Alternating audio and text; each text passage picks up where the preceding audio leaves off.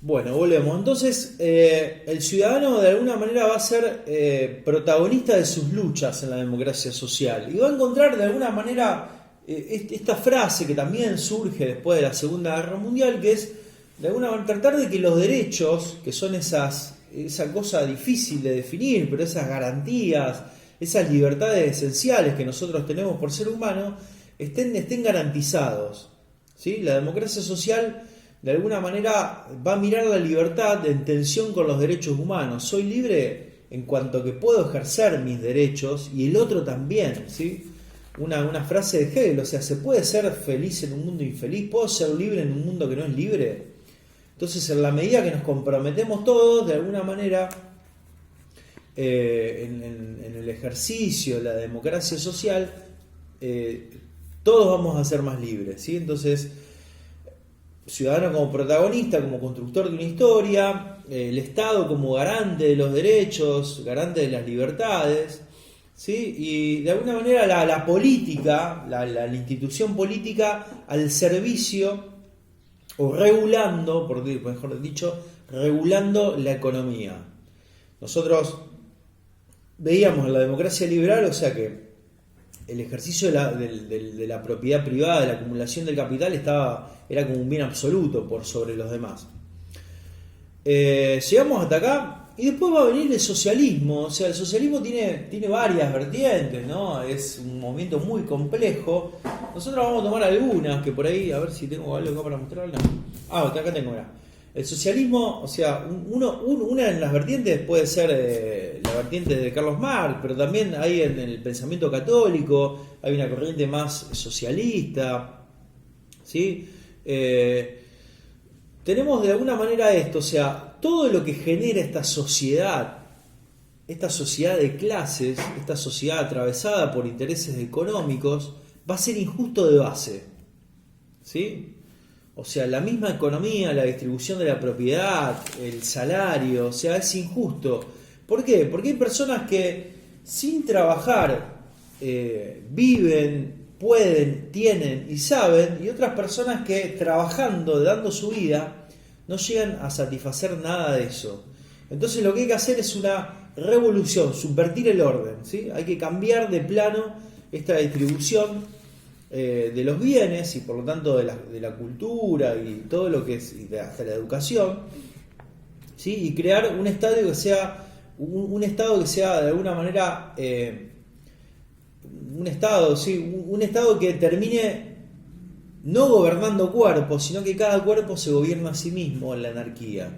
¿Qué significa anarquía? Es ausencia a, no significa arquía, es principio ordenatorio, o sea, nadie que está por fuera de mí me tiene que gobernar, ¿sí? Sino que el sujeto mismo, el sujeto colectivo en este caso, se tiene que gobernar a sí mismo. Por eso un lema de los anarquistas son ni Dios, ni patria, ni patrón, o sea, nada por fuera de mí me tiene que decir nos tiene que decir cómo tenemos que vivir, ¿sí? Entonces la anarquía va a ir en contra un poco de los estados nacionales, del orden económico burgués y capitalista, ¿sí? Entonces, de alguna manera hay que pensarlo un poco como en tensión, o sea, si el sistema más liberal, conservador, de alguna manera genera tanto presión, bueno, hay que entender la anarquía como un movimiento que le está diciendo a este sector poderoso esto no va. Tres pensamientos: democracia liberal, democracia social y socialismo.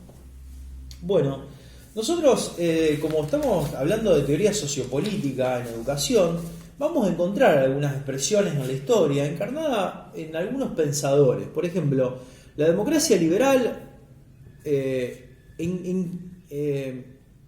o sea, siempre estamos hablando de acá de un plano político y siempre en democracia, ¿no? Entonces, la democracia liberal acá en Argentina tiene un gran exponente que es Sarmiento, ¿sí? Sarmiento es el gran exponente de la democracia liberal, la generación del 37, junto con Alberdi. Bueno, fíjense lo que hace Sarmiento. O sea, Sarmiento dice, bueno, todos tenemos de alguna manera que ser libres. O sea, ¿cómo podemos hacer para que todos seamos libres? Bueno, hay que educar al soberano, ¿no? La idea de del habitante de alguna manera que crece en su libertad, que se expande como ser humano. Entonces, para eso una fuerte impronta educativa, ¿sí? Muy marcada de pensar una educación para todos, ¿sí? Fíjense lo que dice, o sea, lo importante es que el ser humano sea libre, que nosotros como sociedad, o sea, seamos una potencia y tengamos la libertad necesaria para poder autoabastecernos. Bueno, la educación es el motor, ¿sí? La educación es el motor de esta sociedad. Entonces, Sarmiento de alguna manera ve como dos frentes acá. Él va a Estados Unidos y dice, bueno, Estados Unidos creció porque tuvo una educación popular, ¿sí? Y después el tipo va a Francia y ve que los franceses, con su revolución así más laica, heredada de la Revolución Francesa, toman distancia del poder religioso. Entonces dice, copia esa estructura y dice, bueno, si nosotros queremos una sociedad libre, tenemos que educar a todos, impronta norteamericana, y educar sin culto, o sea, siendo libres de cualquier profesión religiosa, o sea, no atándonos a una concepción religiosa o a alguna estructura religiosa, ¿sí? Pensamiento de la democracia social, ¿sí? Pensamiento de la democracia social. Fíjense que acá, detrás de esta idea está la democracia liberal, está la idea del habitante soberano. La democracia social, de alguna manera, tenemos varios exponentes acá en Latinoamérica, como puede ser Simón Rodríguez, ¿sí? Simón Rodríguez es un pensador, pedagogo, que dice, bueno, no podemos copiar lo mismo que hace Europa o Norteamérica, ¿sí? ¿Por qué? Porque su cultura, su forma de ser es totalmente distinta a la nuestra, ¿sí? Entonces, si nosotros copiamos, lo que estamos haciendo es una copia de mala calidad que nos va a traer más problemas que soluciones. Entonces, fíjense el axioma que tira él: inventar una educación nueva para el sujeto. Él habla para los desarrapados, o sea, para el tipo despojado de América Latina, para el aborigen, para el mestizo, el criollo, para las mujeres. O sea, inventar, o inventamos o erramos. Esa es la frase de Simón Bolívar: o inventamos o erramos. O sea, si no pensamos en nuestras identidades, el segundo Alberdi tiene un poco de esto acá en Argentina, ¿sí?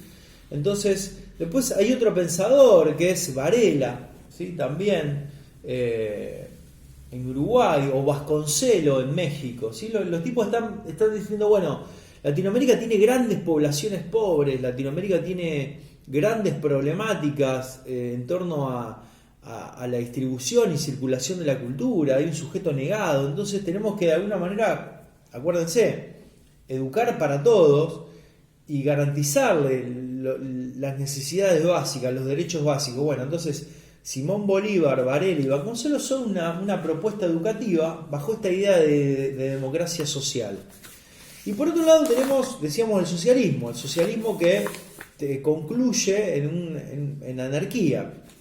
Bueno, tenemos a José Barcos y a Carlos Varela también, llevando propuestas educativas, políticas educativas que tienen una fuerte impronta laica, o sea, un rechazo de plano a lo que es el mundo religioso, básicamente católico, pero también una fuerte pedagogía basada en los descubrimientos de la ciencia objetiva, una apertura al medio ambiente, un respeto a lo que la psicología, más que nada conductista en ese momento, iba diciendo sobre el cuerpo infantil, una separación iglesia-estado, y de alguna manera una gran oposición a los símbolos patrios o a los estados modernos. Los anarquistas dicen, bueno, el estado moderno se crearon para beneficiar a las oligarquías y a las burguesías, que son muy poquitos. Entonces, la idea de comunidades sin etiquetas, sin rótulos, es atractiva para el socialismo. Lo estoy diciendo mal, pero no quiero... bueno, el socialismo también no solamente se inspira en Marx, sino también se inspira en Rousseau, ¿no? El contrato social, ¿no? Es esa idea de que la libertad, ¿sí? Pero que la sociedad, acuérdense de Rousseau, el ser humano nace bueno y la sociedad me corrompe, me hace mal. Entonces generemos una estructura social que saque lo mejor de nosotros y no lo peor. Bueno, me parece que hasta acá vamos llegando. lo político durante el siglo XX, el pensamiento pedagógico, los correlatos, escuela y siglo XXI.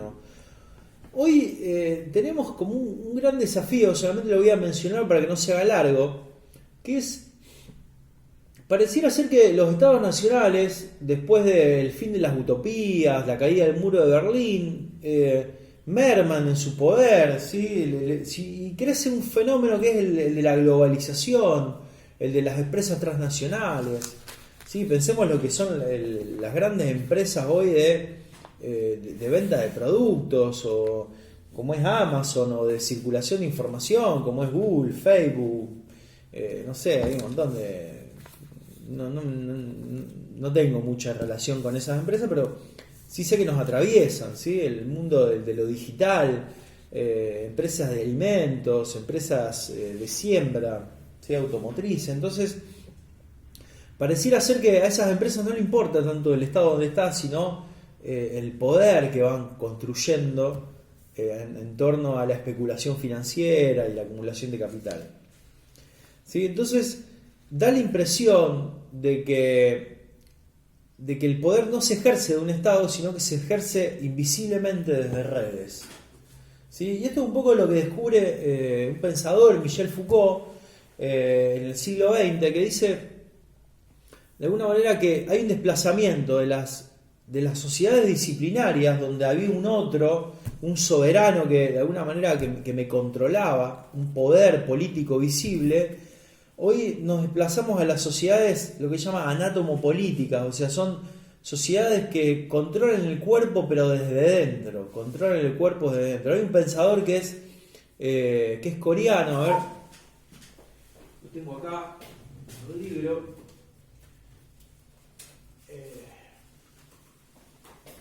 se llama, me acordé ahora, Bull Chul Han, La Sociedad del Cansancio. Este es un librito muy cortito, pero es muy lindo para los que quieran en vacaciones leer algo de filosofía.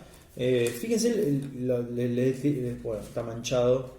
Les tiro los títulos que dicen: Prometeo cansado y la violencia neuronal, más allá de la sociedad disciplinaria, el aburrimiento profundo, la pedagogía del mirar, la sociedad del cansancio. Bueno, ¿qué nos dice acá? O sea, que ya no hace falta, un poco Deleuze también trabaja en esta idea, y acá en Argentina y en Brasil Paula Sibila, ya no hace falta que alguien me mire de afuera, sino que mi patrón se internalizó, y esto un poco lo estamos viviendo en pandemia, los que trabajamos online, y yo soy el patrón que ya no respeta ni tiempo ni forma, sino que todo el tiempo se está autoexigiendo. ¿Sí? Entonces, las sociedades anátomos políticas lo que hicieron es de alguna manera meterse